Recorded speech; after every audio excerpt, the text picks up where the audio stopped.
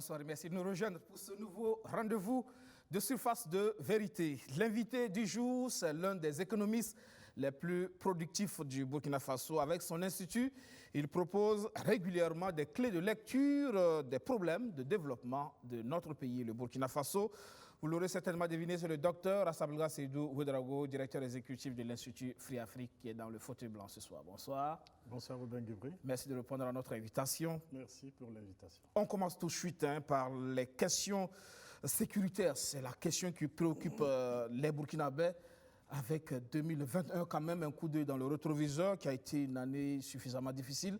Est-ce qu'on a touché le fond, selon vous? On a vu Solran, on a vu Inatan, avec aussi cette attaque quand même sur les volontaires pour la défense de la patrie, ces supplétifs qui semblent faire du bon boulot avec ce visage emblématique, la Guillero. Est-ce qu'on a touché le fond? C'est une grande question. Ce que nous savons, c'est qu'en 2021, la situation a empiré. Et comme du reste depuis 2015, 2016, d'année en année, la situation ne fait qu'empirer depuis maintenant bientôt 7 ans. Nous avons une situation dans laquelle vous savez très clairement qu'on ne peut plus parler d'intégrité territoriale dans notre pays de façon effective sur plusieurs pans du territoire. On ne sait plus quelles sont les régions affectées. C'est quasiment toutes les régions du pays qui sont affectées. On a des régions emblématiques, le Sahel, l'Est, le Nord, la boucle du Mouroun, mais aujourd'hui, on voit que les attaques sont quasiment partout dans le corps du territoire. Il y a quelques villes qui ont encore le bonheur du répit. Donc, si vous êtes dans ces villes, comme vous et moi, vous pouvez croire que le pire n'est pas encore là. Mais au fond, on est dans le pire. On est dans la fosse, on est dans le fond. On a touché le fond. Bien entendu que si vous avez des familles qui sont en déplacement, si faites partie des déplacés internes, si vous avez des difficultés aujourd'hui à sécuriser votre bétail, vous n'avez plus votre activité économique qui a été perturbée, si vous ne pouvez plus scolariser vos enfants, si vous n'avez même plus la pitance quotidienne en lien avec l'insécurité, pour vous, c'est le pire. Si vous avez perdu votre mari, votre femme, vos enfants, vos parents, dans cette situation, c'est le prix. Si vous avez perdu votre époux qui était soldat, ainsi de suite, on est dans le pire. Mais effectivement, il y a une sorte de situation inégale qui fait que pour une partie de l'opinion, qui se sent encore épargnée, on croit que ça va venir encore. On croit que, bon, comme ils s'approchent de Ouagadougou, le pire, c'est quand ils vont arriver à Ouagadougou. Ceux qui ne sont pas à Ouagadougou, qui sont dans cette situation, sont déjà dans le pire. Donc il est bon que nous fassions preuve d'un peu plus de réalisme, d'un peu plus d'empathie vis-à-vis de l'ensemble du pays pour considérer qu'on est déjà dans le pire. Que nous sommes dans une situation où, au fond, si vous regardez les chiffres, si on veut être correct, on a près d'un Burkinabé sur 10 qui est déplacé interne. Nous sommes dans une situation où un Burkinabé sur 7 est en détresse alimentaire aujourd'hui et largement en lien avec l'insécurité. On est dans une situation où plus d'une école sur 10 est fermée en raison de l'insécurité. Donc dans ces conditions, si vous ne pensez pas qu'on est dans la fosse, qu'on est au fond, c'est que vous avez le bonheur de ne pas faire partir des Burkinabés qui sont exposés à cela. C'est peut-être ça aussi la situation, l'explication de la crise, que nous avons une situation dans laquelle il y a des partis qui sont épargnés, des compatriotes qui ne se sentent pas solidaires, qui ne se sentent pas affectés autant que les autres. Comment en est-on arrivé là véritablement? On s'interroge toujours. C'est une grande question, c'est une très grande question. Mais déjà avant, il faut comprendre que 2021, vous avez parlé de la situation de sécurité, il faut comprendre que la situation en 2021 nous donne quelques précisions. La première, nous savions que nos soldats avaient problème de primes. On sait depuis 2021, à la suite de l'attaque d'Inata, qu'ils ont des problèmes alimentaires. On le savait déjà, mais aujourd'hui c'est confirmé, y compris par la plus haute autorité politique du pays. Nous savions que les moyens aériens étaient importants, mais désormais on sait que nos équipements aériens ont des difficultés. Nous savions également que le pays avait besoin que l'ensemble des soldats soient déployés dans les meilleures des conditions. On sait que ce n'est pas le cas. Nous savons également que même l'enterrement des soldats n'est pas fait toujours dans la dignité. Vous avez vu comment est-ce que les martyrs de Inata ont été enterrés à Gounguin dans une sorte d'ignominie incroyable. Même les autorités qui d'habitude sont promptes à faire des choses n'étaient pas là pour l'enterrement. Et du reste, je pense qu'elles avaient compris qu'elles n'y avaient pas leur place. Donc, pourquoi sommes-nous dans cette force? Pourquoi est-ce que la situation s'empire? Je pense qu'il y a une série de raisons. La première, c'est qu'ils vous souviennent que les autorités ont commencé par avoir une sorte de politique de déni, en disant non, il n'y a pas de problème, le pays, l'armée est en puissance, il y a une capacité qui va monter en puissance. C'est plutôt les adversaires politiques. Deuxièmement, ils ont aussi taper dans cette perspective en disant oui, c'est les autres, c'est l'ancien régime, c'est tel, avec des déclarations très graves, y compris de la part du chef de l'État lui-même dans des entretiens, en fait, ces déclarations en disant c'est l'ancien régime qui fait ci, qui fait cela, sans aucune preuve du reste. Et puis, c'était une forme de politique de l'autruche. Et moi-même, j'ai expérimenté ça avec des hautes autorités à qui j'expliquais, y compris publiquement dans des réunions, que la situation était extrêmement grave et elles pensaient que j'étais catastrophiste et ainsi de suite. Donc, on a quitté le déni, on a quitté maintenant la politique de l'autruche et puis on est arrivé, troisièmement, dans une situation où, au fond, on se disait, il y a une sorte d'inertie, des décisions à prendre qui ne viennent pas, il n'y a pas d'engouement, il n'y a pas d'élan, il n'y a pas de dynamisme qui soit donné. Est-ce que c'est un manque d'intérêt ou quoi, on ne sait pas. Et puis, on est arrivé dans une situation d'incurie. Qu'est-ce que j'appelle l'incurie? C'est le manque de sérieux. Le manque de sérieux, c'est ça qui explique qu'on peut avoir des soldats qui soient affamés avant le combat. Le manque de sérieux, c'est ça qui explique qu'on n'a pas encore d'équipement aérien aux normes. Le manque de sérieux, c'est ça qui fait que, près de 7 ans après, il n'y a pas véritablement une stratégie antiterroriste visible sur le terrain. Donc, dans cette situation, il est normal que les choses s'empirent. Et puis, il faut ajouter une chose importante. Quand nous avons commencé à agir, on a compris qu'il y avait un énorme problème de confiance entre les forces de sécurité, entre l'armée en gros, les forces armées et les autorités politiques, et le système politique. Nous l'avions déjà écrit dès 2018. Aujourd'hui, on le voit de façon très patente. Quels en sont les indicateurs? Observez ceci. Depuis que le MPP est au pouvoir, ils ont au moins mis en cause 5 tentatives de coup d'État de leur point de vue. Toutes venant, disent-ils, de l'armée. Donc vous comprenez qu'il y a un énorme problème de confiance depuis 2016 jusqu'à aujourd'hui. Deuxièmement, vous ne le savez peut-être pas, mais vous savez que quand le président Kaboura est arrivé président, en 2016, il était aussi ministre de la Défense. L'une de ses premières réunions avec les officiers supérieurs au ministère de la Défense a été pour leur indiquer qu'il voulait qu'ils démissionnent, les officiers supérieurs, qu'ils aillent en retraite anticipée, parce qu'ils n'avaient pas confiance en eux. Mais il n'a pas fait. Donc on est resté dans une situation de mi-chemin où il n'a pas confiance en l'élite militaire, il ne les a pas non plus démis, ils sont restés dans cela, et donc chacun a fait sa carrière, à la fin il est allé à la retraite, ainsi de suite. C'est vrai qu'il y a des changements qui sont en cours, je ne suis pas en train de dire qu'il fallait les mettre à la retraite ou pas, je suis en train de documenter un problème de confiance entre les deux parties. Mais en réalité, ce n'est pas seulement le chef de l'État. Notre classe politique a une peur bleue de l'armée, en lien avec les traumas liés au Front populaire, liés au passé de l'armée, au coup d'État antérieur. Mais nous avons une situation dans laquelle ils ont peur des militaires. La vérité est celle-là. Ils sont suspicieux, ils ont peur des militaires. Et en conséquence, ils ne peuvent pas les commander. Ils ne peuvent pas les commander parce qu'ils n'ont pas confiance en eux et parce qu'ils en ont peur. Ça, c'est un problème important. Et cette peur explique la situation de notre comportement par rapport au Mali, par exemple, sur la junte malienne. J'espère qu'on pourra en revenir. Mais vous comprenez que si un chef d'État pense qu'on peut lui faire le coup d'État, c'est le cas de Roch Kaboré, c'est le cas d'Alassane Ouattara, c'est le cas du président nigérien. Il va de soi que la difficulté qu'ils ont, c'est après, est-ce qu'on va donner des équipements conséquents à cette armée? Ils ont peur que le scénario malien leur arrive, ils ont peur que ce qui arrive en Guinée leur arrive. Donc ça explique aussi une certaine lourdeur, un manque d'élan dans l'équipement conséquent de nos forces armées, parce qu'on n'a pas confiance en l'armée. C'est un problème important que nous avons aujourd'hui en face. Et puis, me semble-t-il que il faut bien comprendre que l'opinion publique est également en cause. Nous avons une opinion publique qui est mobilisée de façon sporadique. Quand il y a un attentat important, comme Inata, ou comme Sol-An, où il y a une sorte d'émotion nationale, en dehors de cette émotion, il n'y a pas grand-chose de consistant qui perdure. Et en conséquence, entre deux drames nationaux, on a une sorte d'indolence, de passivité. Chacun repart à ses loisirs, chacun repart à ses agendas secondaires, chacun va dans ses revendications corporatistes, chacun va essayer de retrouver ses intérêts personnels, égoïstes, qui ne sont pas les intérêts de la nation. Ça aussi, ça explique ça. Mais je vais terminer par 2 choses importantes, majeures, qui me semble-t-il expliquent cette situation. Nous sommes dans cette situation parce que ce n'est pas le patriotisme qui nous gouverne. Qu'est-ce que j'appelle ce n'est pas le patriotisme qui nous gouverne? C'est-à-dire que si nous étions dans une situation où c'est le patriotisme qui est la vertu qui est au sommet de l'État, nous aurions déjà une stratégie antiterroriste. Nous aurions déjà les équipements aériens conséquents et de qualité. Nous aurions déjà une situation concrète où les populations voient l'État auprès d'eux. Les soldats sont confiants, ainsi de suite, auprès d'elles. En conséquence, quand ce n'est pas le patriotisme qui nous gouverne, il est difficile de défendre la patrie. Parce que la guerre, on la gagne parce qu'on aime son pays qu'on veut défendre. Et quand le patriotisme n'est pas chevillé au corps, on a des difficultés. Et la deuxième et dernière chose sur laquelle je vais finir, c'est sur le fait que ça n'est pas le patriotisme qui nous gouverne, mais c'est le Dieu argent qui nous gouverne. C'est-à-dire que principalement nos dirigeants, sont les disciples du dieu argent. C'est les talibés du dieu argent.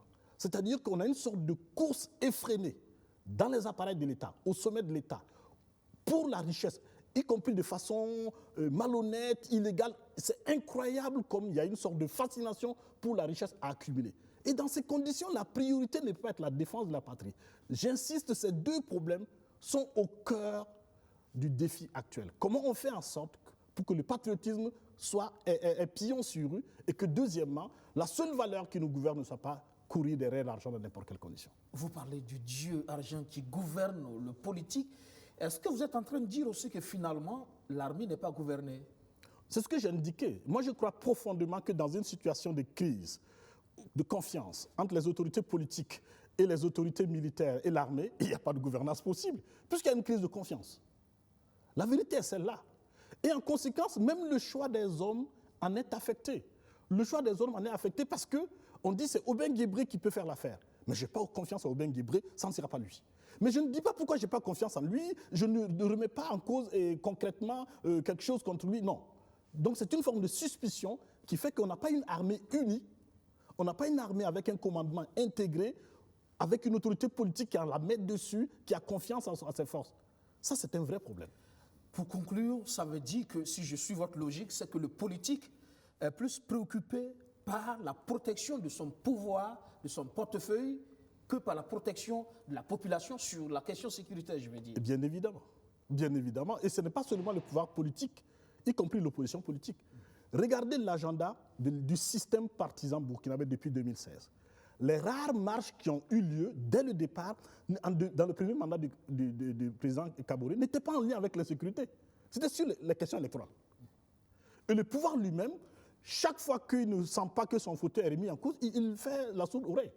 Mais vous regardez combien à l'orée de marches qui veulent contester cette situation. Regardez le branle-bas de combat, y compris l'argent qui sort pour essayer d'éteindre l'incendie. C'est de ça qu'il s'agit. La preuve, dans ce contexte sécuritaire, on voit que dans l'agenda politique, le dialogue, les questions électorales reviennent toujours. Eh bien, c'est ce que j'avais indiqué un jour, la patrie ou la mort, nous voterons. C'est-à-dire qu'on a une situation où ce qui les intéresse, ces messieurs, ce n'est pas fondamentalement l'intérêt de la nation. Et c'est un grand problème. Voilà. Alors, et comme on le dit, l'arbre de l'échec sécuritaire peut-être s'arrose avec l'eau de la corruption. Le lien, il est là. Il y a notamment cette affaire qui fait couler, qui continue d'ailleurs de faire couler beaucoup d'encre de salive, l'affaire Rafi, cette affaire d'achat d'hélicoptères civils qui n'a pas encore fini de livrer tous ses secrets. Oui, j'espère qu'on va avoir une commission d'enquête sur cette question. On va avoir un audit des dépenses de la sécurité et de la défense. Ce n'est que ça qui peut nous clarifier cette situation. Parce que sinon, ce qui se dit, on sait très clairement que c'est des tentatives d'enfumage. Alors, la question aujourd'hui, c'est sommes-nous capables de nous acheter des avions de combat, des hélicoptères militaires? Parce que on entend beaucoup de choses dans ce domaine. Il faut forcément avoir l'aval de la France, etc. Ce n'est pas possible. C'est pour ça d'ailleurs qu'on a fait le choix de payer des hélicoptères civils qu'on va après équiper.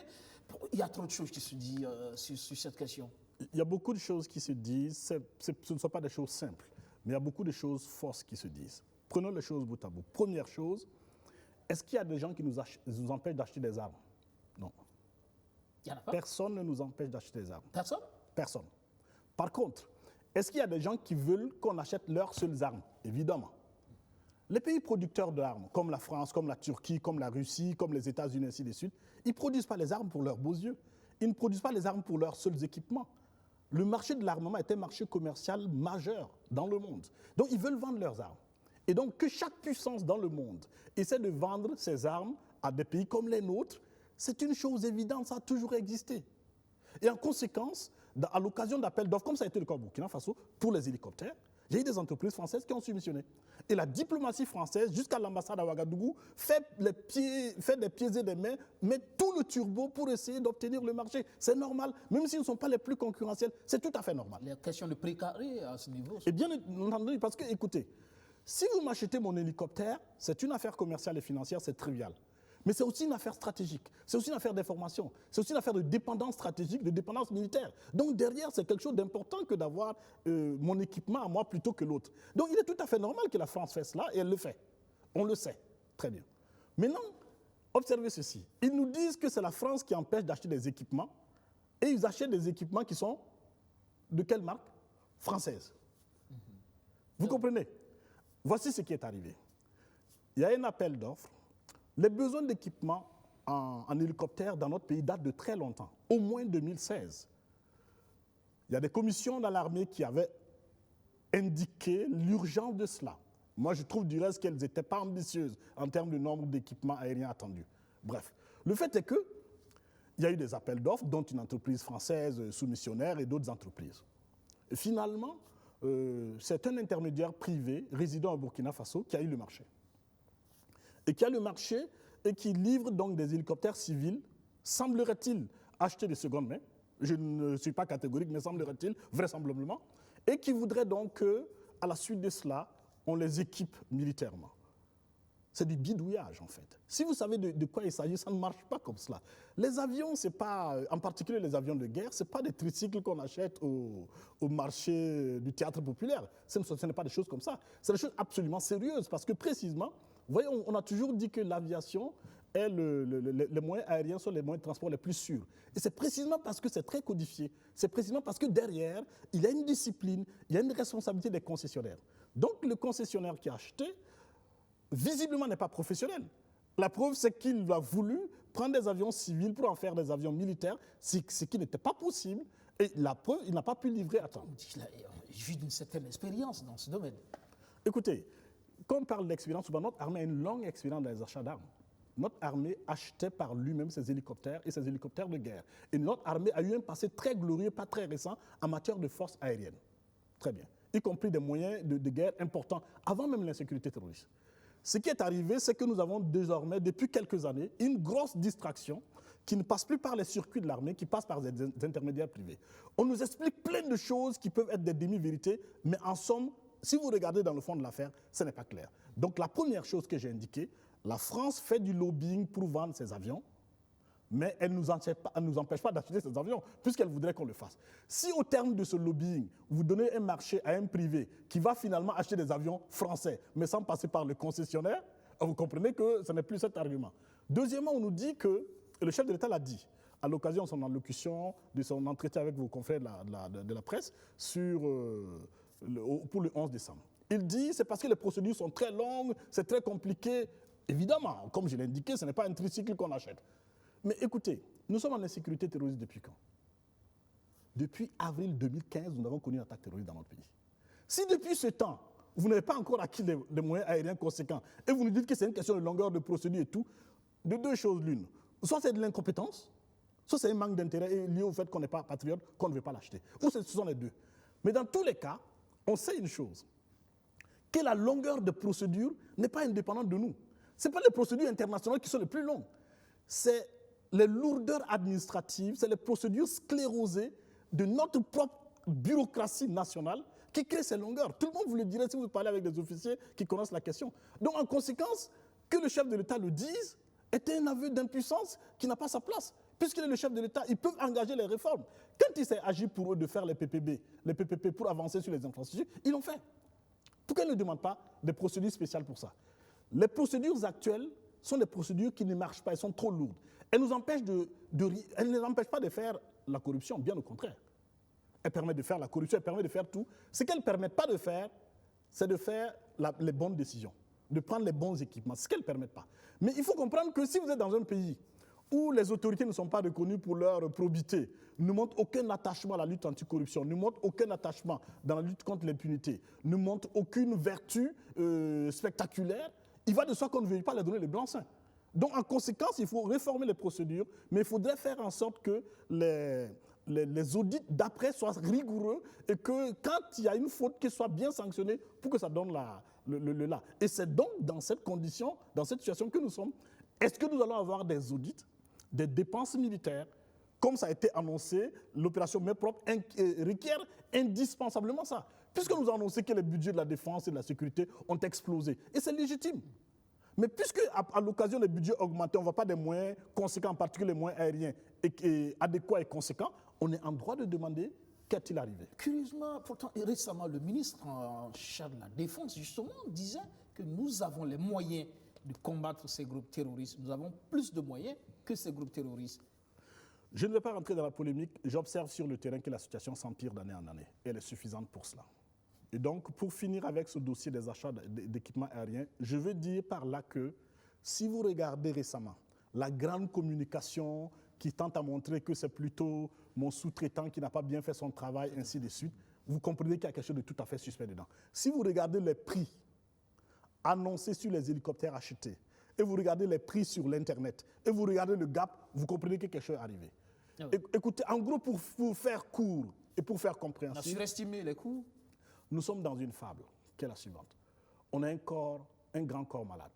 Et ce grand corps, c'est la mère patrie. La mère patrie est malade, et puis ceux qui sont en charge de la mère patrie ont commencé à dire qu'il n'y a aucune maladie. Et puis la situation s'aggravait. Et ils ont commencé à dire, OK, il y a une maladie, mais c'est plutôt telle qui l'a causé, c'est telle. Ils n'étaient pas en train de chercher les médicaments. Et finalement, comme la situation s'empire, ils arrivent à un point où ils disent, OK, nous sommes effectivement dans une situation où il y a un malade, et ils commencent à écouter les médecins. Et quand ils commencent à écouter les médecins, ils ne suivent pas les prescriptions jusqu'au bout. Au lieu d'aller acheter les bons médicaments, ils envoient acheter des médicaments de la rue, au marché, par des revendeurs, et qu'ils administrent, et ça ne marche pas. Et maintenant, ils se retournent derrière contre leurs revendeurs pour dire qu'ils nous ont vendu des médicaments périmés, ou bien celui qui devrait amener la seringue pour faire la piqûre n'a pas amené la seringue à temps, ou n'a pas la bonne seringue, ainsi de suite. Mais ils savaient que c'était ça la situation. C'est objectivement cela. Mon intime conviction est celle-là. Nous sommes dans cette situation parce que les circuits de la défense, les circuits de la dépense militaire sont corrompus dans notre pays. Vous savez que je l'indique depuis 2015. Nous sommes au cœur de cela. Nous sommes dans une situation où, à l'occasion de cette guerre, il y a beaucoup de gens qui voudraient faire leur fortune personnelle. Et il y en a qui en ont fait. Et c'est pour cela qu'en conséquence, les équipements que nous avons sont des équipements de défense. Ce ne sont pas des affaires faciles, mais ce sont des affaires dans lesquelles, si vous n'avez pas la probité, si vous n'avez pas l'envie de faire vraiment en sorte que les problèmes de la patrie soient mis au cœur, au devant des choses, et bien entendu, vous êtes exposé à tout cela. Et en conséquence, je vois des gens qui nous expliquent que non, c'est plutôt le sous-traitant qui n'a pas fait son travail. Il y en a qui sont payés pour faire ça, je le sais. Il y en a qui, de bonne foi, se sont laissés abuser. Mais en tout cas, en tout état de cause, quand vous regardez dans le fond de l'affaire, ce n'est pas ce qui est expliqué. Mais en définitive, qu'est-ce qu'il faut faire? Il faut l'audit. L'audit. Il n'y a que l'audit qui puisse clarifier cette situation et qui puisse faire en sorte que s'il y avait quelque chose de tordu, que cela n'arrive plus jamais. Et que ça malheureusement, on l'annonce et on a du mal à le faire. Et vous savez pourquoi? Véritablement. Pour deux raisons. Parce que ceux qui doivent demander l'audit ne sont pas propres. La deuxième chose, c'est que l'opinion publique n'est pas constituée fortement sur l'audit. C'est ça la question. C'est-à-dire qu'il faut bien comprendre que les autorités ne demanderont pas et ne vont pas faire l'audit de façon de gaieté de cœur. Vous savez qu'il y a des audits qui ont été faits, des enquêtes parlementaires qui n'ont jamais été publiées. Tout cela est bien possible. Mais si l'opinion publique se constitue de façon majoritaire, prioritaire sur ces questions de corruption et sécurité, on va avoir des avancées. Et c'est l'agenda que nous, on espère pousser dans les mois à venir. Faire en sorte que dans notre société, on comprenne une fois pour toutes, comme le dit un slogan de l'ASE, que la corruption est à l'insécurité, la corruption est au terrorisme, ce que l'essence est au feu, ce que l'essence est à l'incendie. En conséquence, que la corruption alimente de façon exponentielle le terrorisme. Et l'ASE, c'est propre quand même pour le faire. C'est ce que nous demandons. C'est ce que nous demandons. Vous avez vu, on a fait des panels d'interpellation avec nos partenaires ASE, LCE, RENLAC pour indiquer très clairement ce qui était attendu du chef de l'État, du nouveau gouvernement, si on voulait vraiment montrer qu'on est engagé de façon honnête et sincère dans l'agenda de la bonne gouvernance. L'engagement honnête et sincère, la probité, c'est ce qu'il faut pour conduire cette opération annoncée après Inata, justement, l'opération même propre. Vous êtes optimiste? Ce n'est pas une histoire d'optimisme ou de pessimisme. Moi, j'observe une chose. Le chef de l'État a fait cette déclaration le 25 novembre. Il a dit qu'il y aurait un changement de paradigme. On a près de 2 mois. On sait faire des évaluations déjà. La première chose, il y a un gouvernement resserré, une équipe moins nombreuse, ainsi de suite. Pas beaucoup de nouvelles têtes. Ce n'est pas le plus important. Le plus important est que nous attendons des actions précises qui doivent commencer par la présidence de la République, comme je l'ai toujours indiqué. S'il n'y a pas cette exemplarité, c'est du vent. Pour vous, l'opération main propre doit commencer par la présidence? Mais vous voulez me faire répéter ce que j'ai toujours dit, je le pense profondément. Si vous ne montrez pas que vous-même êtes propre, ou à tout le moins que vous souhaitez vous laver, et à l'occasion laver votre entourage, et vous dites que ce sont les autres, personne ne croira en ce que vous allez raconter. Est-ce qu'il y a des chats à fouetter à la présidence? Aubin Guébré, je vais répéter ce que je vais dire. Vous savez très clairement que le directeur de cabinet du chef de l'État a été mis en cause dans des dossiers où il a été entendu par la justice. Très bien. Vous savez très clairement qu'il y a eu dans notre pays des situations où on a dit qu'il y avait des missions fictives à la présidence de la République. Est-ce que vous croyez sincèrement qu'on peut accorder la bonne foi au chef de l'État s'il ne nettoie pas cette question? Si c'est faux qu'il vient de dire, c'est tout à fait faux. Vous savez très clairement que dans notre pays, le numéro 2 de la douane est remis en cause, a un dossier en justice, est mis en examen.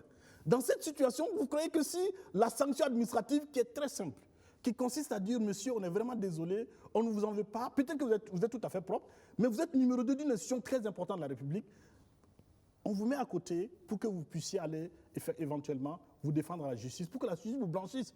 Et auquel cas, s'il y a des droits à reconstituer, on va reconstituer, ou au contraire, que si vous êtes en cause, que la justice vous punisse. S'il n'y a pas ça, vous croyez que c'est les histoires de 2000 francs au feu des policiers qui vont... On va avoir l'assentiment populaire là-dessus? Non.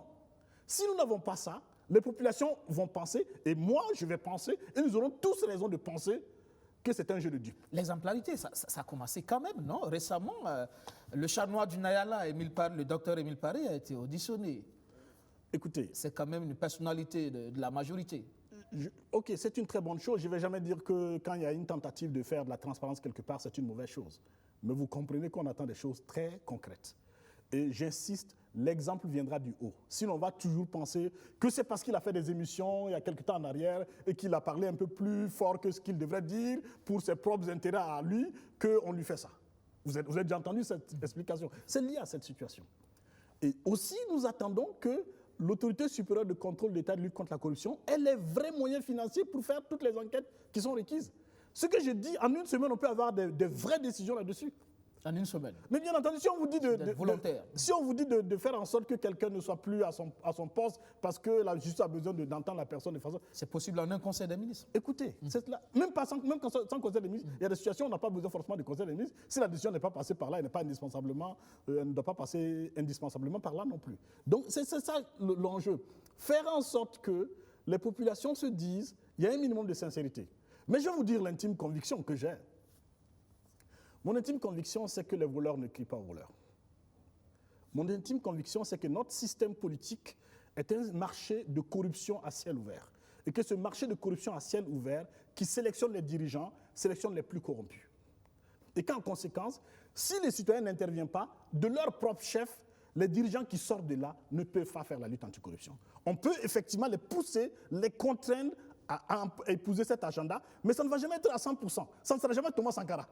Mais ça va nous permettre d'avoir des points, parce que pour une fois, on sait de façon pédagogique et claire que ce niveau de corruption nous tue et continuera de nous tuer, et que nous n'allons pas gagner la guerre contre le terrorisme avec ce niveau de corruption. Parce que ça ne nous permettra pas d'avoir des budgets conséquents. Quand on a des budgets conséquents, on n'aura pas les bons équipements, parce que les circuits d'achat seront corrompus. Ça ne permettra pas aux soldats d'être alimentés comme il faudra, d'avoir les meilleures conditions, ainsi de suite, ainsi de suite. Ça ne permettra pas à l'État d'être crédible.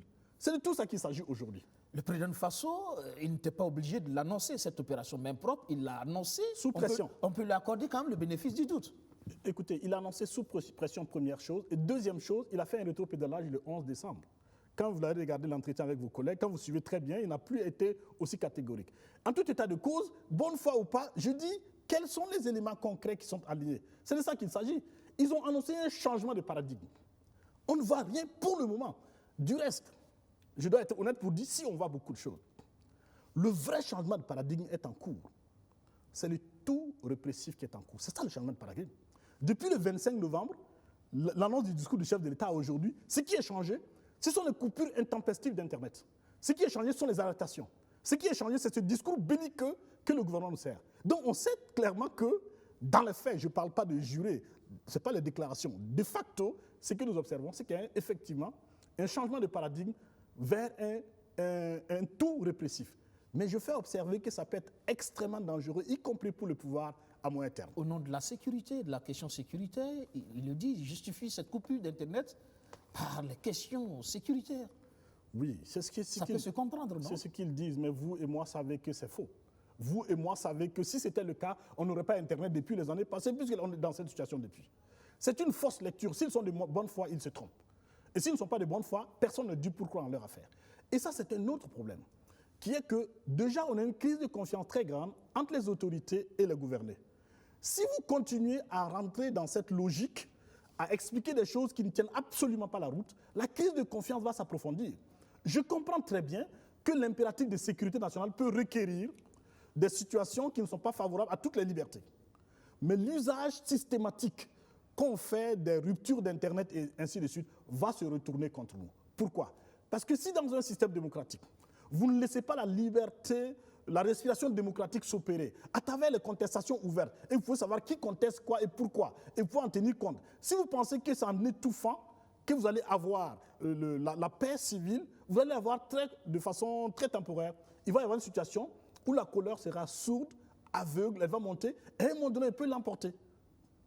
Vous pensez, parce que l'impression qu'on a, ou quand vous écoutez certains, ils pensent qu'aujourd'hui, ce n'est plus possible. Au Burkina, il y a eu 2014, certes, mais aujourd'hui, les Burkinabés sont passés à autre chose. L'impression que le peuple n'est plus capable de cette révolte.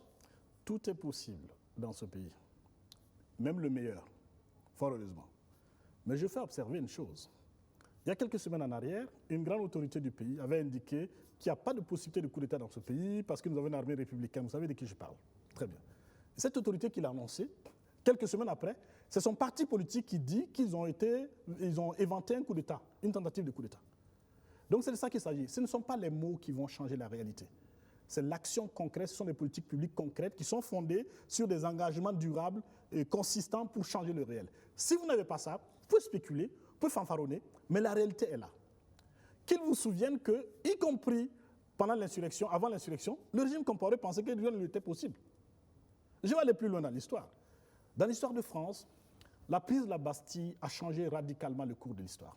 Mais le soir de la prise de la Bastille, le roi, lui, qui tenait un agenda personnel, un journal personnel, il écrivait tout, a écrit que rien ne s'est passé ce jour-là. Donc je sais effectivement qu'on peut être au pouvoir et être complètement aveuglé, ne pas voir les choses qui se passent, mais ce n'est pas parce que vous ne voyez pas que ça n'existe pas. Vous comprenez? Il y a une grande différence entre votre cécité et la réalité. Mais du reste, je ne crois pas qu'ils ne voient pas. Je vois du reste que certains d'entre eux ont vraiment peur, sont paniqués. Et j'ai peur que dans ce moment de panique, il y ait donc des excès qui ne soient favorables ni au régime, mais ce n'est pas mon préoccupation, mais surtout qui ne soient pas favorables au pays. Un présumé coup d'État récemment déjoué, justement, vous y croyez? C'est de ça que je... Écoutez, tant qu'il n'y a pas d'enquête, on ne sait pas ce qui va arriver. Mais là aussi, vous voyez, on ne peut pas leur accorder la bonne foi, parce qu'il y a eu des cas antérieurs où on vous a dit qu'on va être édifié. On attend toujours l'édifice qui n'est jamais arrivé. Le cas Auguste Denis Barry. Vous comprenez donc? Donc c'est ça le problème, c'est que l'autorité a salopé tellement sa parole, a fait de sa parole une sorte de putain de la République, qui fait que finalement personne ne croit en sa parole. Tout le monde se dit, ok, si c'est elle qui dit ça, c'est sans doute... L'opinion est majoritairement constituée aujourd'hui sur le fait que c'est suspect cette affaire. Mais en tout état de cause, nous sommes dans un pays qui a des règles en principe, il faut que ces règles s'exercent. Et qu'on nous donne les preuves. Et si ce n'est pas le cas, s'il y avait une tentative de dire on va éventer un éventuel coup d'État en montant un faux, ça ne marche pas durablement. Parce que ce qui compte, c'est la réalité, la réalité objective. La réalité objective est que la situation sécuritaire empire de jour à jour, d'année en année, et que nos populations sont excédées. Justement, on voit des populations qui semblent souhaiter qu'il y ait un coup d'État. C'est assez hallucinant quand même. Oui, mais il faut bien... Dans un pays c'est pour ça que je dis que tout est possible dans notre pays. C'est lié au fait que nous avons confondu la démocratie et la procédure démocratique. Nous avons confondu la démocratie et les élections. Nous avons pensé que parce que j'ai gagné les élections au premier tour avec plus de 50%, rien ne peut m'arriver. C'est ça l'enjeu. Mais on sait comment les élections ont été gagnées. Avec des valises d'argent et ainsi de suite. C'est comme ça que ça se passe en Afrique de l'Ouest. Dans cette situation, vous étonnez un jour qu'un président très proprement élu soit déposé et que les populations sortent. Pas pour défendre le président, pas pour défendre le régime, mais pour crier victoire et sabrer le champagne, enfin pas le champagne pour les populations, en tout cas célébrer ça avec les putschistes, comme ça s'est passé au Mali, comme ça s'est passé en Guinée. Donc ils ont tout à fait raison d'avoir peur, parce qu'effectivement, si votre gouvernance ne rencontre pas les préoccupations concrètes des populations, peu importe la nature des élections qui vous ont mené, ça posera toujours problème. Si vous continuez à dire que tout se passe très bien, pendant que le pays se délite, pendant que le danger est plus que jamais présent, pendant que nous sommes dans le creux de la vague, que nous sommes dans le pire moment de notre histoire, et que pour vous tout baigne, parce que vous avez la possibilité de faire cigare, champagne chaque soir, eh bien, si vous êtes dans cette condition, la table va être renversée comme ça a été renversé chez nos voisins maliens, comme ça a été renversé en Guinée. Je ne le souhaite pas. Je ne suis pas putschiste, je ne pense pas que c'est là la solution. Mais je vais vous dire une chose très importante. Ceux qui croient qu'on ne peut pas dire au chef de l'État de démissionner, nous sommes dans une république, il doit finir son mandat, oui, nous tous on voudrait ça. Mais si la réalité reste comme telle, on est sûr de rien. On peut avoir une sortie de route du jour au lendemain. Et moi, ça ne m'étonnerait pas, comme ce que je dis depuis. Parce que ce pouvoir ne travaille pas au recul des chances d'un coup d'État. Quand vous regardez qu'il y a des marches, comment ils éteignent les marches? Vous le savez très bien, vous êtes journaliste. Les marches sont interdites. Mais oui, mais en dehors de cette interdiction, comment ils démobilisent les gens? Vous le savez très bien. Ce sont des valises d'argent qui courent dans nos rues. Des OSC qui s'en démarquent. C'est ça l'enjeu. C'est ça qui est en cours sous nos yeux. Donc ça ne permet pas d'acheter la paix durablement, non. C'est du rafistolage qui peut tenir quelques semaines, quelques mois, et ça n'est pas sérieux. Pourquoi? Parce que pendant ce temps, la vraie priorité du pays, sur la vraie priorité du pays, nous reculons, qui est la sécurité. Sur la sécurité, on n'a plus besoin d'être analyste pour comprendre que la situation empire. Et dans cette situation, si vous n'avez pas de réponse concrète à cela, et vous continuez à dire qu'on est ci, on est cela, eh bien les gens, à un moment donné, ne vous écoutent absolument plus. Vous êtes dans votre bulle, vous regardez la situation qui s'empire pour la majorité, à un moment donné, vous dites, écoutez, on préfère se passer de vous. Assez d'énergie pour empêcher des marches et peu d'énergie pour combattre l'insécurité, vous voulez dire. Parce qu'en réalité, le propre de la nature des pouvoirs africains de cette nature, pas tous les pouvoirs africains, comme celui que nous avons ici, c'est que la principale préoccupation, c'est qu'il ne faut pas qu'on prenne mon fauteuil. C'est ça la principale préoccupation. D'accord. On a un nouvel exécutif, justement. Déjà, vous avez été pressenti comme Premier ministre? Bon, écoutez, non, moi on a eu quand même des écrits dans la presse. Moi, j'écoute ce que les gens disent. Les pronostics. Oui, c'est les pronostics. Chacun est libre de dire ce qu'il veut. Donc, j'ai lu comme vous également. Vous auriez pu faire l'affaire. L'affaire de quoi? La primature, sauver ce pays. On a besoin d'un capitaine dans le bateau. Non, moi, je ne réfléchis pas comme cela. Moi, je ne crois pas que... ce qui m'intéresse, ce n'est pas le pouvoir. Ce qui m'intéresse, c'est de changer le pays. S'il y a une position que je peux occuper qui peut aider à changer le pays, je l'occuperai. Mais pas dans ces conditions. Lassina Zerbo, l'homme de la situation, à votre avis? Je l'attends au pied du mur. On a eu une discussion très agréable, le grand frère, mais je l'attends au pied du mur, comme tout le monde. Nous sommes dans une situation extrêmement grave. C'est ce que je vais indiquer. La situation est catastrophique. C'est la pire crise de notre histoire. Et dans ce moment, on attend que la gouvernance soit vertueuse, on attend qu'il y ait des actions concrètes. Et pour moi, ça ne va pas assez vite. Mais c'est notre rôle que de leur dire également d'aller vite. Il y a aussi ce retour d'Adizati Rosine Sori. Écoutez, moi je n'aime pas me prononcer sur les personnes parce que ça fait des questions de personnes après. Donc ce qui m'intéresse, c'est les politiques concrètes. Je n'ai pas de problème avec quelqu'un, mais je regarde concrètement comment les politiques sont pensées.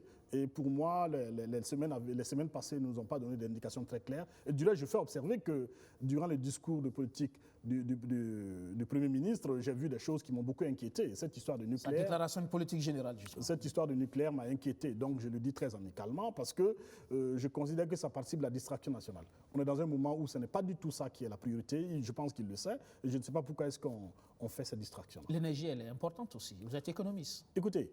Pour la production. Lui-même a indiqué dans quelles conditions on pourrait avoir ça, dans combien de temps on pourrait avoir ça. Est-ce que c'est aujourd'hui la priorité? L'énergie est indispensable, y compris pour lutter contre le terrorisme. Mais vous comprenez que quand vous êtes dans une urgence comme celle-là, quand vous êtes dans une priorité comme celle-là, et qu'on vous dit qu'on veut faire 1000 choses, quand tout est priorité, c'est que rien ne l'est. C'est le sentiment que j'ai eu. Ça ne veut pas dire que telle chose n'est pas une bonne chose, mais il y a ce qui peut distraire la galerie. On n'est plus dans cette situation. Et il y a les politiques concrètes que nous attendons pour faire face au drame qui affecte le pays aujourd'hui. Sa déclaration de politique générale vous a-t-il convaincu? Il parle notamment de stratégie de défense nationale. Écoutez, d'abord, il n'y a pas de stratégie de défense nationale dans le pays. Il y a une politique de sécurité nationale et il y a une stratégie de sécurité nationale. C'est très important à distinguer. La stratégie de défense nationale, c'est le concept que nous avions avant qu'on ait la politique de sécurité nationale, qui pensait la défense comme étant une histoire militaire déconnectée de la sécurité intérieure. Mais aujourd'hui, la nature de la menace à laquelle nous faisons face montre très clairement que la question de sécurité est une question interpénétrée. C'est une question économique, c'est une question de communication, c'est une question idéologique, c'est une question de connaissance, c'est une question de sécurité intérieure, bien entendu. Et en conséquence, il y a un concept qui permet de rassembler cette dimension transversale qui est le concept de sécurité nationale. C'est cela que nous avons acté à travers la politique de sécurité nationale et la stratégie de sécurité nationale. Vous êtes en train de dire qu'il n'a pas bien cerné le problème ou... Non, il y a eu un lapsus de langage, ce n'est pas le bon mot. D'autant que son ministre de la Défense a été la principale personne, la principale cheville ouvrière de la commission dans laquelle j'étais pour écrire la politique de sécurité nationale. Ce n'est pas sur les mots que je vais épiloguer, c'est simplement pour indiquer qu'il y a un changement de paradigme qui fait cela. Je vais vous montrer une illustration. Regardez les semaines passées, il y a eu un conflit entre la Société burkinabé de télédiffusion et les opérateurs de télévision. Et puis, il y a des télévisions qui ont été coupées. Je pense que c'est parce qu'on n'a pas compris le concept de sécurité nationale qu'on a eu tel problème, par exemple. Je prends cet exemple parce que ça vous concerne et que les auditeurs peuvent comprendre. Pourquoi? Dans le moment actuel, un enjeu majeur, c'est la communication envers les populations. Parce que dans la nature de la crise que nous avons, celui qui va gagner la population va gagner la crise, comme le dirait David Galoula. En d'autres termes, celui qui va avoir le plus d'influence pour avoir la complicité de la population va gagner.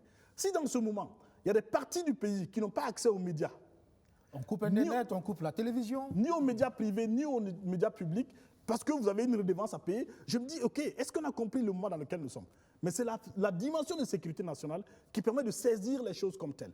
Même l'économie ne peut plus être réfléchie en disant un taux de 10%, ainsi de suite. Ce n'est plus ça. On est dans une situation extrêmement grave qui requiert que toutes les perspectives sectorielles contribuent à faire en sorte qu'on avance sur l'agenda sécuritaire. Alors, parlant de cette DPG toujours, il a parlé d'économie, justement, notamment le PNDS2, le Plan national de développement économique et social. Vous en pensez quoi, ce PNDS2? Déjà timide, non, pour commencer? Écoutez, vous savez que nous suivons les politiques publiques, les stratégies de développement et que nous tentons de les influencer. Pour la première fois dans l'histoire de Free Afrique, nous n'avons rien dit sur le PNDS quand nous étions aux assises.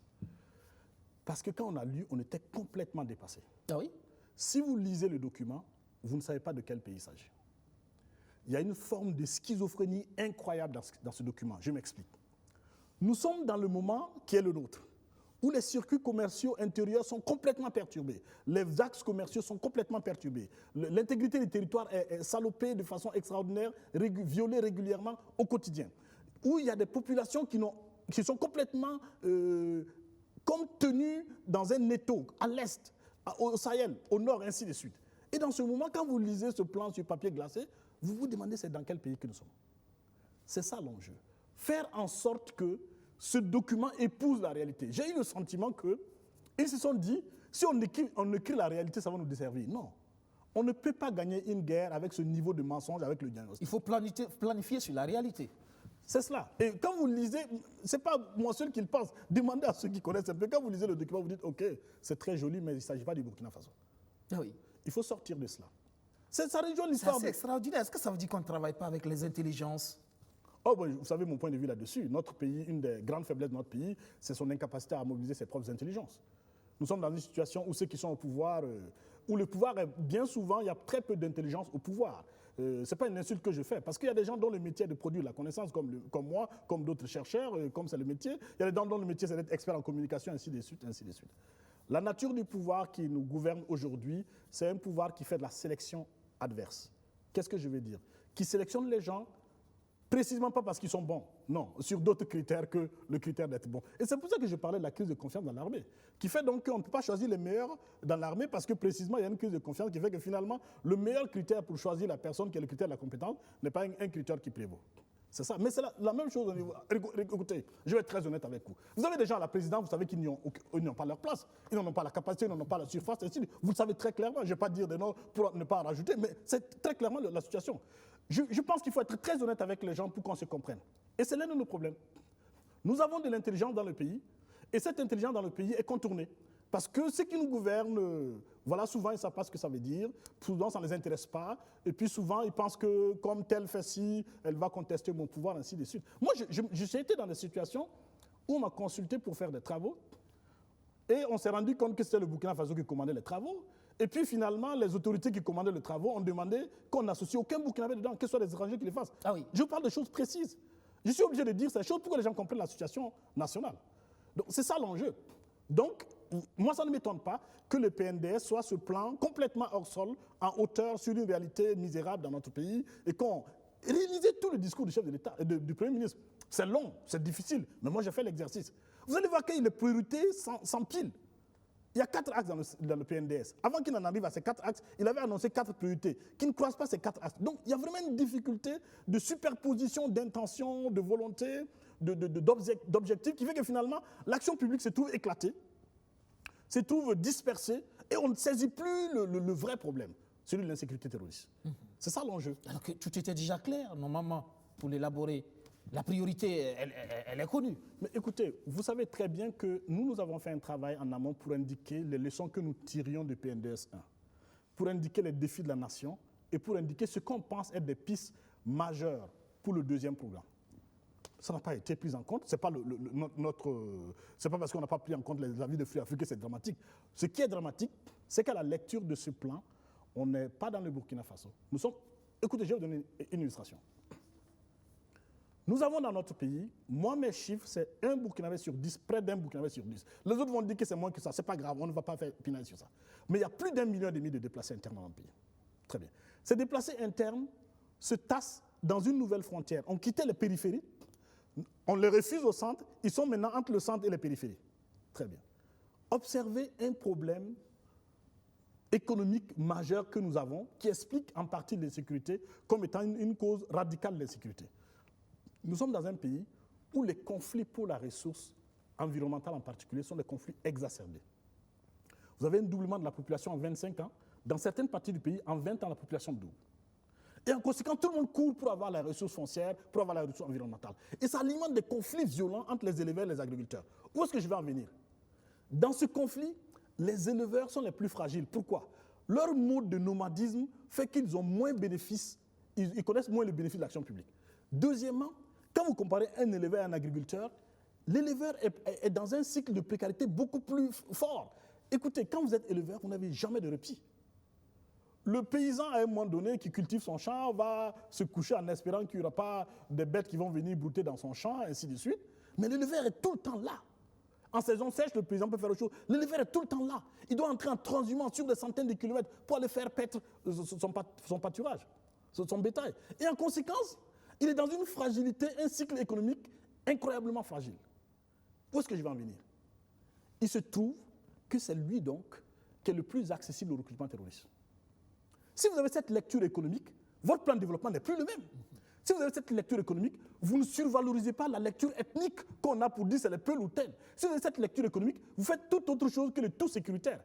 Et en conséquence, quand nous sommes partis de ce constat, nous avons indiqué à Free Afrique qu'il faut nourrir un plan de résilience socio-communautaire, socio-économique. Qu'est-ce que ça veut dire? Faire en sorte que là où il y a des déplacés, on les mette à la production. Leur mise en production est indispensable parce qu'ils ne repartiront pas demain. Je suis obligé de leur dire, ça ne va pas finir demain. Ce n'est pas une guerre qu'on va finir dans quelques semestres, malheureusement. Ça va prendre plusieurs années, voire des décennies. Il faut s'y préparer, il faut objectivement le penser de façon réaliste et puis regarder ce qui va se faire. Et faire en sorte qu'on puisse en tirer au moins un bénéfice. Lequel?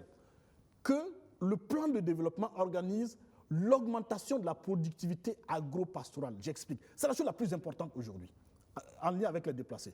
Faire en sorte que les paysans, ce qu'ils gagnent en une journée, augmente d'année en année. Donc que leur productivité augmente. Que les éleveurs soient la même chose. Pourquoi? Parce que sinon, on ne peut pas desserrer la contrainte des ressources.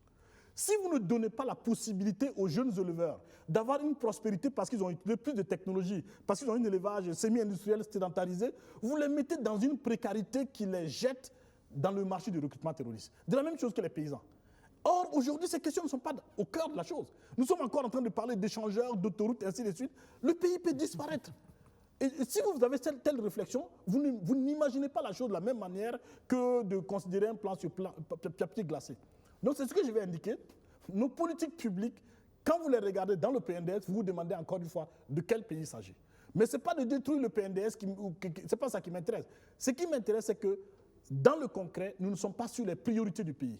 Les priorités du pays aujourd'hui, c'est de faire en sorte que les populations de la périphérie ne tournent pas dos à l'État. Elles auraient, dans certaines situations, raison, parce que l'État leur a tourné le dos. C'est ça l'enjeu aujourd'hui. D'accord. Visiblement, un PNDS quelque peu mort-né, qui va servir peut-être à mobiliser des recettes pour faire fonctionner l'administration, hein, visiblement. La vie, elle est de plus en plus chère. Oui, ça, c'est un autre problème qui n'est pas majoritairement saisi dans le PNDS. Observez ceci. Il y a des situations dans notre pays où les augmentations du prix de céréales comme le maïs, d'une année à l'autre, ont atteint 30% dans certaines localités, 40% dans certaines localités. C'est intenable.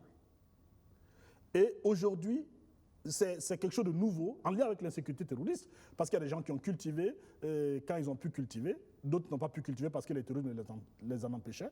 Il y en a qui ont cultivé, n'ont pas pu récolter. Il y en a qui ont récolté, dont on a détruit les récoltes.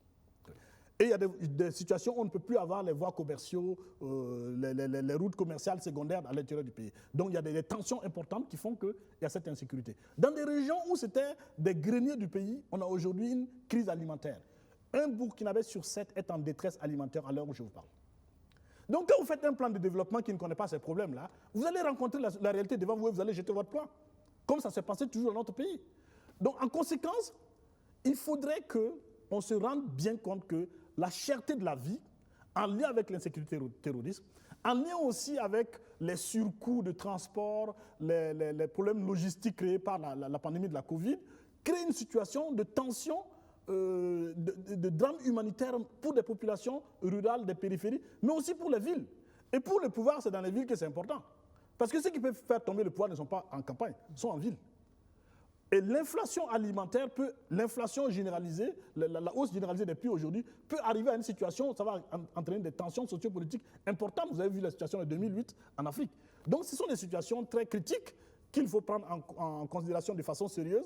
Parce que si vous luttez contre l'insécurité et qu'il y a des tensions sociales qui partent et qui obèrent votre attention, qui attirent votre attention, qui vous distraient et qui distraient vos moyens, ça devient un problème. Donc il faut dès aujourd'hui poser la question des stocks d'approvisionnement pour les plus pauvres, mais aussi faire en sorte que la prochaine saison, on puisse en tirer toutes les conséquences pour qu'on ne reparte pas dans cette situation où l'inflation sera encore au rendez-vous. Très intéressant. Pour terminer sur cette question d'économie, très rapidement un mot avant qu'on ne parle du Mali. C'est quand même une des bonnes nouvelles, non, pour 2021 concernant le secteur minier, le contenu local, cette loi au niveau du Conseil des ministres. Oui, c'est une question sur laquelle on s'est battu avec d'autres comme Orcad. La société civile s'est battue, on va dire en gros, s'est battue fortement là-dessus. Et puis, on a obtenu une avancée de l'agenda. Mais quand vous regardez dans le concret, il y a des grandes déceptions. Parce que c'est absolument pas ambitieux. Il y a des secteurs sur lesquels les quotas qu'on veut atteindre, on est quasiment presque près de les atteindre. Donc il faut réarmer l'ambition à ce niveau. Mais il faut d'abord saluer le fait que ça ait pu se faire. Mais bon, pour moi, c'est encore insuffisant. Il faut aller plus loin. Mais je vais observer une chose. À terme, ce n'est pas le contenu local qui nous intéresse. Ce sont les sociétés minières burkinabées. Et on a capacité de le faire. Il manque simplement une volonté politique suffisante. Il manque simplement un engagement et une intelligence stratégique pour conduire vers ça. Ça, c'est extrêmement important. Mais aussi, il manque quelque chose qui est important. Il manque le fait que nous puissions avoir une relation vertueuse entre les hommes d'affaires du Burkina Faso et les autorités politiques. Qu'on ne pense pas qu'on va faire monter tel parce qu'il va financer notre campagne, on va faire monter tel parce qu'il va financer ma maison personnelle. Et donc, la question des champions nationaux est posée là. Mais j'ai toujours dit, on parle de champions nationaux, on ne parle pas de pions amicaux ou de pions familiaux. Il ne s'agit pas de mettre de telle famille à cette position pour dire on a un champion national. Créer des sociétés écrans. Nous avons des situations dans lesquelles notre secteur privé, sur les 25 dernières années, a fait des avancées extraordinaires. Sur les 10 dernières années, c'est époustouflant ce qui s'est passé dans plusieurs secteurs. Et dans ce secteur des mines, il y a des gens qui ont potentiellement les atouts pour devenir des champions. Il faut les aider pour le bénéfice de la nation. Mais pas pour le bénéfice d'un parti ou d'une personne. D'accord. On parle du Mali, qui essaie de refonder, en tout cas, faire une refondation à travers des assises. L'idée, c'est d'écrire une nouvelle histoire où, effectivement, toutes ces questions de développement, avec comme base la propriété, l'intégrité, seront mises en avant pour repenser le Mali.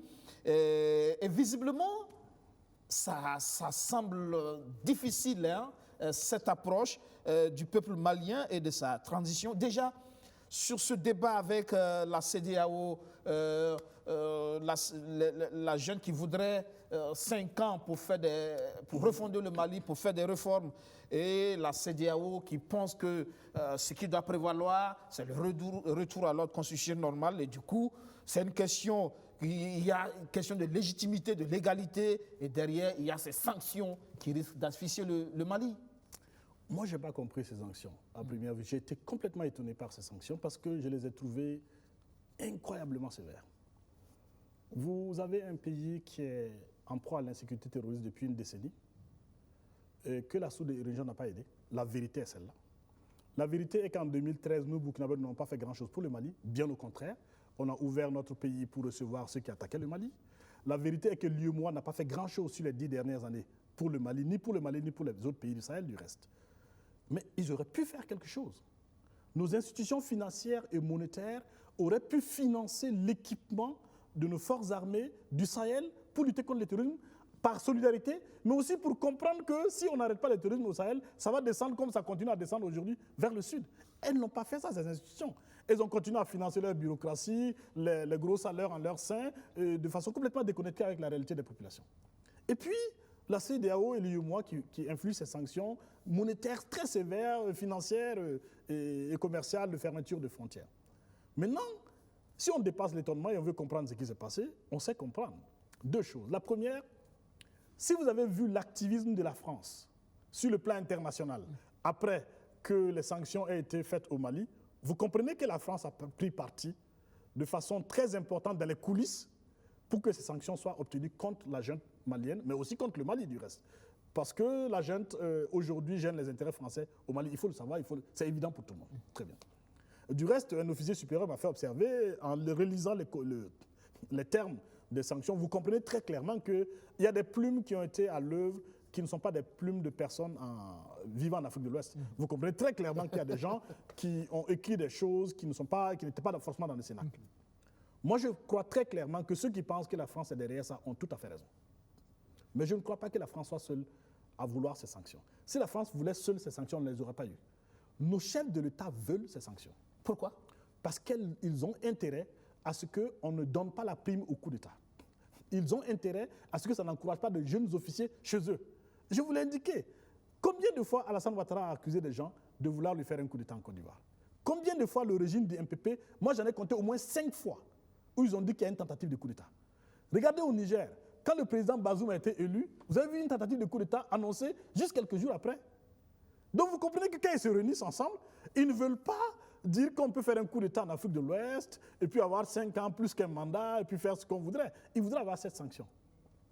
Donc il faut comprendre que ce qui a été à l'œuvre pour construire les sanctions contre le Mali, c'est la diplomatie française, c'est l'activisme français, plus le syndicat des chefs d'État de la CEDEAO qui ne voulait pas donner la prime au coup d'État, qui ne voulait pas faire d'exemple chez eux, parce que chacun a la possibilité chez eux de faire face à un coup d'État. Maintenant, quand vous regardez les sanctions, qu'est-ce qu'elles nous disent de ces chefs d'État? Elles nous disent que leur priorité n'est pas le Mali, que leur priorité n'est pas la sécurité. Parce qu'encore une fois, sur les 10 dernières années, il n'y a pas eu de solidarité suffisante ni pour le Mali, ni pour le Burkina, ni pour le Sénégal, et ni pour le Niger. Les pays comme la Côte n'ont pas fait grand-chose. Les institutions qui ont sanctionné, quels ont été leurs apports, leur soutien les années antérieures pour lutter contre le terrorisme? Pas grand-chose. Quand vous écoutez l'argumentaire, c'est comme si on combattrait mieux le terrorisme dans un régime démocratique que dans un régime d'exception, une junte. Oui, écoutez, j'entends bien ça, mais avant d'aborder ça, je vais indiquer que très clairement, il faut donc comprendre que c'est des gens qui voient leur fauteuil menacé qui agissent comme tels, pour faire en sorte que les jeunes officiers burkinabés qui voudraient sortir des rangs ivoiriens, ainsi de suite, se disent « Ah, maintenant c'est plus possible ». Parce qu'il y a eu la Guinée après le Mali. Donc ils se disent « Ok, il y a peut-être 203, mais il faudrait que ça s'arrête là ». Très bien. Mais vous avez tout à fait raison. Il y a un fond de demande de dictature en Afrique de l'Ouest qui m'inquiète. Nos jeunes, en particulier, voyant l'inertie de la démocratie, qui n'est pas la démocratie, c'est la procédure démocratique, c'est le vote, c'est l'essentialisation de la démocratie sur la surface. Parce que dans le fond, c'est la corruption de notre système. Notre système, ce qui caractérise notre système, c'est la plutocratie, c'est le règne de l'argent. Très bien. Dans ces conditions, Il y a des jeunes qui croient, il y a une majorité de plus en plus importante qui se constitue pour dire il faut sortir de la démocratie, il faut engager la dictature, et les hommes forts vont nous permettre de régler le problème. Je vais faire plusieurs observations. La première, l'Afrique a été dirigée pendant très longtemps par des dictatures militaires. Si les dictatures militaires étaient la solution au problème, la Guinée serait un pays développé. Elle a connu Lansana Conté. Après Lansana Conté, il y a eu plusieurs militaires. Si l'absence de démocratie était suffisante pour qu'on se développe, l'Afrique serait développée. Parce que pendant 30 ans, c'est ce qu'on a expérimenté. Si les régimes forts, par la force du biceps, comme je le dis, étaient des régimes suffisants pour développer le continent, on a connu des hommes forts de Idi Amin Dada, à Mobutu, à Yadema, et ainsi de suite. La vérité est que ce que les gens demandent, il faut qu'ils les explicitent ça. Ils veulent des hommes forts par la vertu. Ils ne veulent pas les muscles. Parce que ce n'est pas la force du chef de l'État qui contraint un peuple à faire. Ils veulent des hommes d'État, des hommes intègres. Je l'ai dit, patriotes. Ce n'est pas le treillis qui a fait de Sankara ce qu'il est. C'est sa vertu. Ce n'est pas la force physique qui a fait de Sankara ce qu'il est. C'est sa vertu. Ce n'est pas la tenue militaire qui a fait de Sankara le héros de la jeunesse et à juste titre. C'est sa vertu. Donc pour expliquer qu'il faut qu'on fasse la différence entre les dictatures et la demande de fermeté, la demande d'autorité. Ce n'est pas la même chose. Parce que du reste, c'est tout à fait contradictoire. Comment vous pouvez demander la dictature et dès qu'on coupe Internet, vous commencez à crier? C'est ça qu'une dictature peut faire. Une dictature, ça coupe l'Internet. Donc, ce que nous voulons, ce n'est pas la dictature. Je ne crois pas que c'est au fond ce que les jeunes veulent. Ce qu'ils veulent, ce sont les chefs d'État responsables. Ce qu'ils veulent, ce sont les chefs d'État qui sont préoccupés par la patrie, qui se dédient à la patrie, et qui ne soient pas des disciples du Dieu argent. Malheureusement, ça se trouve que dans le régime démocratique tel que nous l'expérimentons, c'est difficile de sortir ces hommes de vertu finalement. Je suis d'accord avec vous. Vous avez dit difficile, vous n'avez pas dit impossible. C'est tout à fait difficile. Mais je vous fais observer deux choses. La première, de 1966 à 1980, nous avons été dirigés par un homme qui était certes militaire, mais qui a été élu aussi aux élections en 1978, de façon propre, le président Lamizana, qui était un homme honnête. Honnête. Il n'a pas pu faire le développement économique, certes, il en était incapable parce qu'il était Samo, c'est mon point de vue, mais le fait est qu'il était honnête. On a connu dans d'autres pays du monde, regardez, l'un des pays qui marche le mieux sur le continent, c'est l'une de nos meilleures démocraties, c'est le Botswana, où la répartition des ressources socio-économiques, les ressources économiques est équitable, où la performance démocratique est à un niveau incroyable. Donc, pourquoi nous ne voulons pas demander le meilleur pour nous? C'est-à-dire le respect des libertés civiles, politiques, qui permet à nos jeunes de faire ce qu'ils veulent, d'entreprendre, d'aller sur l'Internet, d'aller s'exprimer, qui permet tout ça, mais en même temps, qui produit la richesse socio-économique. C'est bien possible. Quand vous regardez la carte du monde, il y a bien des situations qui sont comme telles. Donc, ce n'est pas parce que nous sommes dans une situation où une démocratie superficielle, on produit une impasse, qu'il faut rejeter l'idée de la liberté, qu'il faut rejeter l'idée de la démocratie. Mais je suis aussi d'accord qu'on ne pourra pas dire démocratie, démocratie, et puis laisser les jeunes dans le chômage, laisser les jeunes dans la déchéance, dans le désespoir, et puis dire, OK, c'est la démocratie qui les veut. Non, ce n'est pas suffisant. Le Premier ministre malien disait quelque chose qui me semble essentiel aussi. Il dit, nous voulons faire des réformes que les régimes démocratiques refusent de faire. C'est à croire justement que dans nos régimes démocratiques, on n'a pas l'audace de réformer. Ce n'est pas d'abord le régime démocratique que je dis. Je vous ai expliqué que le chef de l'État burkinabé peut demander à des gens de quitter leurs fonctions demain matin qu'il ne fait pas. Ce n'est pas la démocratie qui l'en empêche. Non. C'est l'application de cette démocratie. Ce n'est pas la démocratie qui l'en empêche. Je ne sais pas qu'est-ce qui l'en empêche. Peut-être que c'est un manque de vertu de sa propre personne, je ne sais pas quoi. Mais en tout cas, ce n'est pas la démocratie qui l'en empêche. Il faut que ce soit très clair. Les incapacités des uns et des autres ne doivent pas épouser les contours de la critique démocratique. Même s'il est vrai que la démocratie ne permet pas n'importe quoi, et c'est tout à fait normal. Je ne suis pas là pour défendre la démocratie dans n'importe quelle condition ou à n'importe quelle condition, ni la procédure électorale. Ce n'est pas ma conception de la démocratie. Par contre, parlons du Premier ministre malien. Qui est-il? Il a plus de 30 ans de carrière. Tout à fait. Très bien. J'engage les gens à lire qui c'est ce monsieur qui dit une chose et son contraire sur la durée. C'est ça qui m'inquiète. Ce populisme qui peut être applaudi, mais qui, dans le moyen terme, va craquer. Parce que dans le moyen terme, les convictions réelles vont être là. Moi, j'espère... La transition malienne fait du populisme, à votre avis? Le Premier ministre malien est l'un des plus grands populistes d'Afrique de l'Ouest. Choguel Maïga, c'est connu. En tout état de cause, j'espère que la junte malienne va tirer le meilleur parti de cette situation. Quoi? Que les sanctions de la CEDEAO lui ont donné un soutien populaire inégalé, inespéré. Moi, je pense qu'elle peut convertir ce soutien populaire dans les urnes, sans coup frémir. Et si elle est sincère, elle doit s'engager encore durablement dans cette voie en faisant en sorte que la lutte contre la corruption soit au cœur des choses. Parce que ce que j'ai dit sur les moyens aériens au Burkina est moins grave que ce qui s'est passé au Mali. Ils ont commencé leur opération main propre. Il faut qu'ils aillent très loin. Et ce qu'ils essaient de faire, en faisant en sorte qu'il y ait une sorte de pluralité de partenariats stratégiques, doit être la piste. L'option Wagner, c'est une bonne chose. Je ne parle pas de Wagner. Je parle de l'idée que nous puissions avoir plusieurs partenaires à table pour qu'on ait une plus grande indépendance, une plus grande, on dirait en statistique, un plus grand degré de liberté. Mais observez une chose. Personne ne viendra faire la sécurité à notre place. Personne. La sécurité, on ne sécurise pas, on se sécurise. En d'autres termes, ce sont nos propres capacités qui, à moyen et long terme, vont déterminer notre situation de sécurité ou pas. Donc Wagner, ce n'est pas une alternative crédible. Écoutez, que ce soit des Russes, des Japonais, des Français, des Américains, personne ne viendra faire la chose à notre place. Par contre, si nous sommes constitués, si nous avons une identité, si nous avons une stratégie, si nous avons une clairvoyance, une perception claire de nos intérêts et qu'on veut les défendre avec patriotisme, nous sommes en capacité de faire le shopping des partenaires, mais sans créer une incohérence à l'intérieur, en créant une cohérence qui nous permet de défendre nos propres intérêts, parce que c'est comme ça que le monde marche. Les Américains ont parlé avec des terroristes, vous savez très clairement ce que je viens de dire. Donc, il n'y a rien qui doit interdire en la matière. Mais le plus important, il ne faut jamais tomber dans l'idée que les autres viendront faire notre sécurité à notre place. Non. Toute force étrangère qui viendrait ici, si elle nous fait la sécurité, elle va se retourner contre nous. Si nous n'avons pas nos propres capacités constituées, nous ne serons jamais durablement en sécurité. C'est de ça qu'il s'agit. Oui, en tant qu'économiste, cette utilisation des institutions financières à des fins politiques, vous en pensez quoi? Vous parlez de quoi exactement? Les sanctions de la CEDEAO, les institutions financières, la BCEAO. Oui, mais c'est ce que j'ai dit, nous sommes en train de discréditer nos institutions. Nous continuons à les discréditer. Si je suis en insécurité terroriste depuis 10 ans, que vous m'avez apporté aucun soutien, l'UEMOA aurait pu lever peut encore aujourd'hui lever des centaines de milliards de francs CFA avec les institutions financières, voire les institutions monétaires. Je sais qu'il y a des collègues économistes qui diront mais ce n'est pas le rôle de la Banque centrale, mais c'est parce qu'ils ne se rendent pas compte de ce qui arrive. Nous pouvons disparaître. Mais on n'a pas fait cela. Mais à l'occasion d'une procédure à la CEDEAO avec l'UEMOA, on décide qu'on coupe tout au Mali et qu'on sanctionne plus de 20 millions d'habitants parce qu'on ne voudrait pas faire l'exemple de coup d'État chez soi. Je suis pas en train de dire qu'il faut soutenir les coups d'État, mais je suis en train d'expliquer que le caractère illégitime de ces institutions est lié au fait que, dans le concret, elles ne servent pas le développement des populations. Les populations n'en voient pas l'intérêt. Et en conséquence, quand elles se mettent à faire des sanctions qui complexifient le vécu des gens, le vivre au quotidien des gens sont en conséquence dégoûtés et on tourne le dos. Donc ça, c'est une situation extrêmement grave. Il faut en tenir compte, faire en sorte que ces institutions retrouvent de la crédibilité. Et moi, j'espère qu'on va ressortir très clairement de cette situation où on veut asphyxier tout un peuple.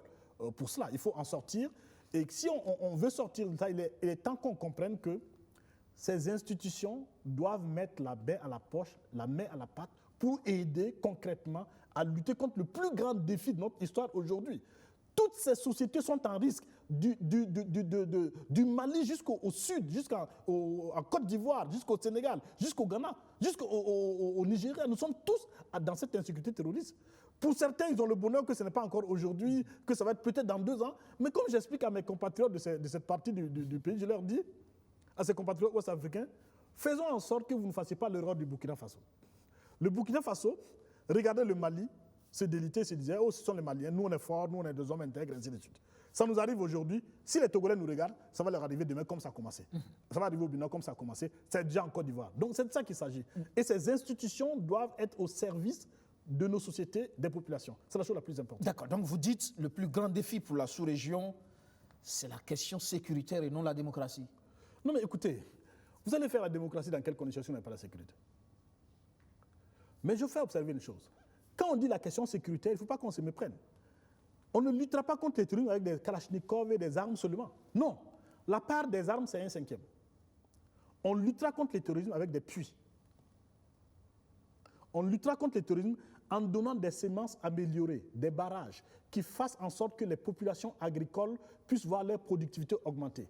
On luttera contre les terrorismes en faisant en sorte que les jeunes éleveurs soient dans un cycle de prospérité, qu'ils les mettent pas à l'abri qu'ils les mettent à l'abri de n'importe quel recrutement, de n'importe quel vendeur d'illusions. On luttera contre le terrorisme en augmentant nos capacités à vivre en liberté. Donc en formant les jeunes, en accroissant leur capacité à comprendre, à s'auto-défendre au plan intellectuel. C'est tout ça la sécurité. On luttera contre la sécurité et contre l'insécurité terroriste avec des élections propres qui vont faire émerger des hommes valables, des hommes crédibles, pas parce qu'elles ont acheté des voix, mais parce qu'on croit en ces personnes qui ont des solutions à proposer au pays. Alors pour le coup, de vraies solutions, pas les solutions qu'on nous a vendues et qu'on attend toujours et qui n'arrivent pas. C'est de ça qu'il s'agit. Donc, n'ayez pas une vision de la sécurité qui soit une vision restrictive. La sécurité aujourd'hui sera aussi quand on aura des entreprises de presse prospères qui vont mailler le pays, qui vont gagner la guerre idéologique, qui vont faire en sorte que sur vos ondes, à l'intérieur du pays, on va entendre un discours de chercheurs burkinabés, de prêtres burkinabés, de pasteurs burkinabés, d'imams burkinabés, d'hommes éclairés burkinabés, d'hommes d'État burkinabés qui vont convaincre les gens qui doivent revenir dans la République. C'est tout cela la sécurité. Si vous l'envisagez comme tel, vous ne tournez pas dos à la démocratie, vous ne tournez pas dos à l'économie, vous ne tournez pas dos à rien. Vous tournez dos à tout ce qui nous distrait, à la corruption, vous tournez dos aux manquements graves aux règles du vivre ensemble. On revient au Burkina Faso pour terminer très rapidement sur ce procès historique, le procès de l'assassinat du président Thomas Sankara, justement, qui a commencé depuis l'année dernière. Des attentes comblées jusque-là? Écoutez, il y a deux choses regrettables dans ce procès. La première chose, c'est qu'il se tient dans un moment où on est occupé malheureusement par cette insécurité terroriste, et c'est légitime. Et en conséquence, on peut avoir le sentiment que ce n'est pas prioritaire. Je regrette cela. La deuxième chose, c'est que nous avons pétitionné pour que le procès soit enregistré. Ça n'a pas été accepté. Je pense que c'est un crime contre l'histoire qui a été opéré par là. Parce que quand vous suivez le procès, vous apprenez beaucoup de choses. Le procès est en train de réhabiliter de façon irréversible Thomas Sankara. Ses adversaires qui s'était épanché pour expliquer comment c'était un dictateur qui ne permettait pas le débat, qui était un autocrate, qui décidait tout seul, arrive au procès. Après les premières fanfaronnades, explique même qu'il y avait une discussion, effectivement, mais il était plus fort que dans les arguments, il avait plus de propositions. Nous sommes dans une situation où sa probité est reconnue par, y compris ceux probablement qui ont contribué à l'assassiner. Nous sommes dans une situation où le plus grand homme de notre histoire est mort la main révolutionnaire fermée. Il est mort en essayant de faire en sorte que ses compagnons échappent à la mort. Ils n'ont pas échappé. Il est resté droit dans ses bottes. Il a fait vraiment la patrie où la mort nous vaincra. Et en conséquence, c'est un grand moment pour nous, c'est un cours d'histoire qui montre que ce pays est un pays de braves. Ce pays a connu ce grand homme et que nous ne pouvons pas construire notre avenir si on ne revient pas sur de tels cas, si on ne revient pas sur de tels recours historiques indispensables. Regardez, Thomas Sankara nous est indispensable dans la lutte contre le terrorisme. Parce que si vous luttez contre le terrorisme aujourd'hui, vous avez besoin de créer de la bonne gouvernance. Et l'étalon de la bonne gouvernance dans notre histoire, c'est Thomas Sankara. C'est ça qu'il faut comprendre aujourd'hui pour faire en sorte qu'on puisse faire en sorte que tout puisse converger vers la priorité la plus importante de notre pays aujourd'hui, la lutte contre l'insécurité. Mais ça me permet de dire une chose. Je dis, nous sommes un pays de braves. On en a eu l'illustration en 2021. Écoutez, quand Soumaïla Ganame Ladioro a été assassiné, vous avez vu les témoignages. Qui est ce jeune homme de 42 ans? C'était un maraîcher qui, à ce qu'on nous dit, gagnait très bien sa vie, qui, à ce qu'on dit, a tenu tête aux terroristes un jour dans son village, leur a expliqué que la mosquée de son village est plus vieux que tous les terroristes réunis, comme pour dire, nous connaissons l'islam avant vous et nous avons une conception de l'islam qui n'est pas votre conception terroriste de l'islam. Il a combattu pour sa terre. Il s'est donné. Il a dit, ma tombe ne sera pas ailleurs qu'au Burkina Faso. Il a tenu parole. Là également, l'année passée, nous avons laissé assassiner un héros. C'était un homme brave qui a pu rassembler les jeunes autour de lui, pas par de l'argent, non. Pas par des gros discours, non. Par sa vertu. Par son commandement au front, en allant en l'avant, il a pu rassembler les jeunes. C'est ça, donc c'est un brave. En Moré, on dirait, Yaraprawa. C'est-à-dire, c'est le brave des braves. Le brave des braves. Tchéo tché, comme on dirait en Bamana. On en a comme ça dans notre pays. Imaginez ce que serait ce pays si on va dans les quartiers identifier des gens qui ont ce potentiel, qu'on les mette ensemble pour former notre unité de lutte, nos vraies unités de lutte contre le terrorisme. Imaginez un Ladi Yoro, 10, 20, 100, bien formés, avec les équipements nécessaires. Qu'est-ce qu'on ne pourrait pas faire? Parce que lui, avec ses amis VDP, ont tenu durablement la zone en respect, y compris les terroristes. Avec les moyens du bord. Vous comprenez ce que je vais indiquer? Donc c'est ça que je veux dire. Nous sommes un peuple brave, mais simplement sans conduite politique. Nous sommes un peuple d'hommes courageux, sans stratégie militaire. Nous sommes un peuple de gens extrêmement braves qui ne sont pas dirigés militairement. C'est ça le drame aujourd'hui. Donc il faut expliquer aux gens que ce pays a des ressources en son sein, des hommes valables. Tout l'enjeu aujourd'hui, comment on fait en sorte que les modalités de sélection permettent à ces hommes de servir au mieux le pays. C'est ça l'enjeu. Et il ne s'agit pas de le faire pour leur faire plaisir. C'est comme cela qu'on va solutionner le problème. Il n'y a pas de solution en dehors des hommes. Il n'y a pas de solution pour un pays en dehors des hommes de ce pays. Les autres peuvent venir nous aider. Mais fondamentalement, c'est des femmes burkinabés, ce sont des hommes burkinabés qui vont nous aider à faire face. Et c'est des hommes de cette trempe-là à qui il faut rendre hommage. Et donc il faut souhaiter que Sankara soit réhabilité définitivement. Il faut souhaiter que des gens comme Yoro, qui sont les dignes fils, me semble-t-il, de Sankara, puissent être des exemples. Il faut qu'on aille faire des mausolées chez lui à Titao. Moi, j'espère qu'on va ramener ces restes-là, parce que ce n'est pas normal qu'il ait défendu la terre du Lorum et qu'on ne l'enterre pas là. C'est un fils du Yatenga, certes, mais il est bon qu'on l'enterre là où il a été au plus proche des populations. Parce que imaginez ceci. Moi, j'ai peur qu'il arrive quelque chose dans 10 ans. Quelqu'un, on va dire Yoro, les gens vont croire qu'il s'agit de Didier Arafat. Si on n'organise pas ça, on peut arriver à cette situation. Parce que nous sommes très forts dans assassiner nos héros, y compris à les oublier. On les oublie très facilement. Absolument, c'est ça qu'il faut arriver à organiser. Merci. Docteur Rassablouga Seydou Ouedraogo, directeur exécutif de l'Institut Free Afrique. Merci d'être passé dans le fauteuil blanc ce soir. Merci beaucoup, Benguebé. Ça sera tout pour ce numéro de Surface de vérité. Merci de l'avoir suivi. À la semaine prochaine avec un nouvel invité. Bonsoir chez vous.